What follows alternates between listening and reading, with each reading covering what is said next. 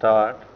Mr. Deputy Chairman, there is no dispute in regard to the question that the working journalists had been suffering for long and that they need legal protection in their profession. As they were suffering, government appointed the press commission and as a result of the recommendations of the press commission, we are here discussing this bill today to safeguard their interest. Now, our aim is to protect them from their employers. This bill gives them protection under the Industrial Disputes Act as the operation for so many years of this act was in the hands of the Labor Department or the Labor Ministry. That department and that ministry are fully aware how it should be operated as there have been lot of difficulties and lot of differences of opinion between one court in one state and the other court in the other state in regard to one item and one interpretation. The interpretation is required to be incorporated in this bill as to what is meant by a workman. The Industrial Disputes Act has given the definition of the term workman, but it has been interpreted by different courts in different states in different ways. Now again we are dealing with two parties and one party is the employer. In the definition of the employer also we do not find if we can properly put the directors or the managers as the employers. Now this bill has tried to exclude certain staff and certain people doing certain jobs. Sir, the intention of this measure is to safeguard the interests of the working journalists by bringing them under the purview of the Industrial Disputes Act, by which they will be provided with certain machinery where they can go for the redress of their grievances.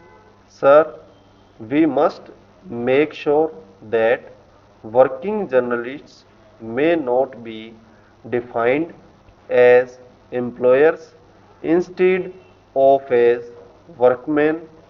If, as we say here, an employer is one who is employed in a managerial or administrative capacity, there is bound to be difficulty.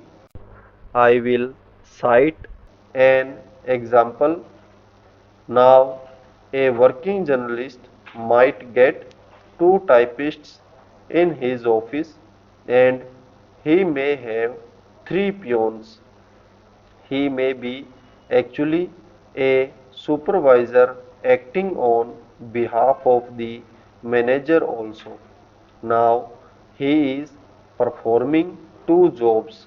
He himself is working and he is also performing the work entrusted to him by the manager or the managing director.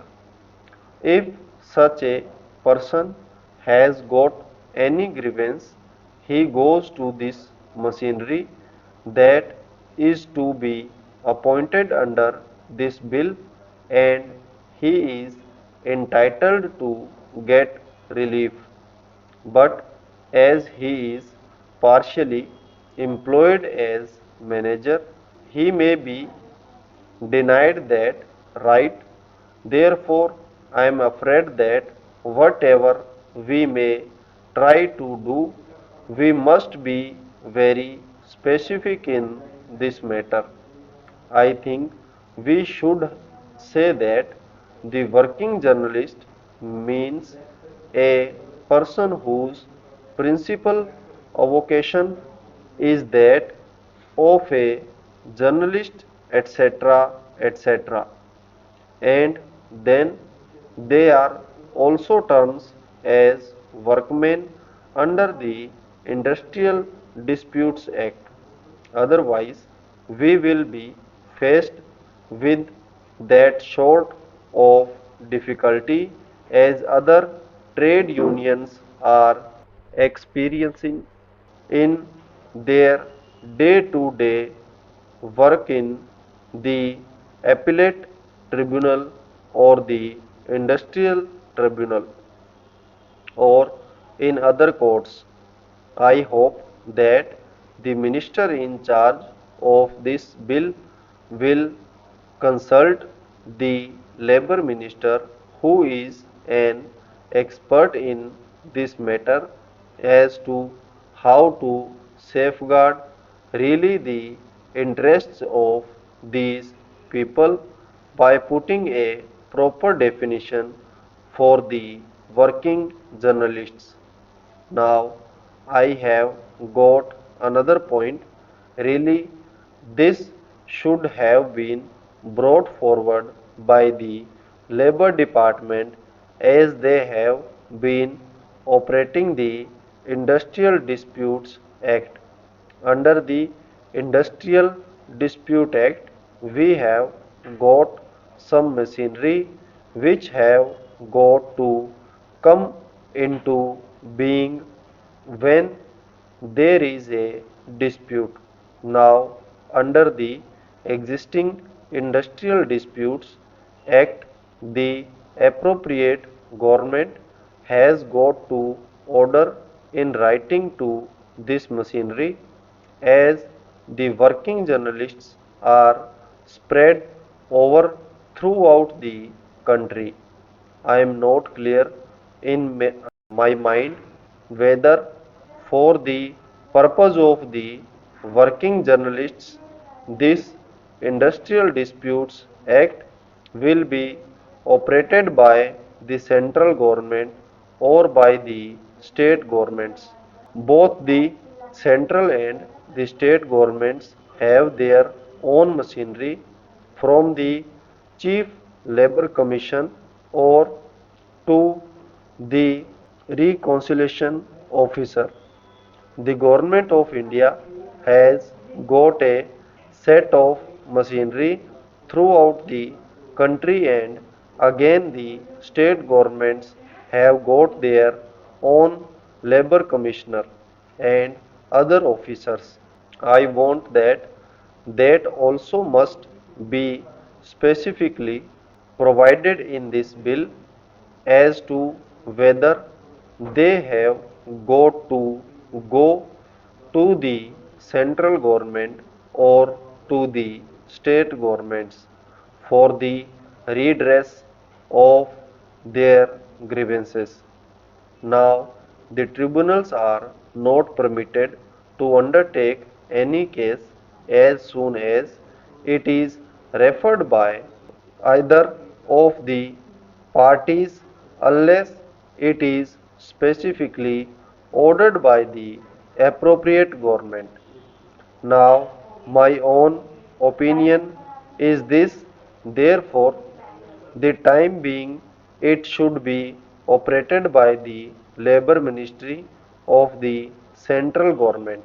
Neither the Information and Broadcasting Ministry nor the state governments should operate this because it is a new thing incorporated by the central government and the government of India knows what for they are coming forward with this piece of legislation.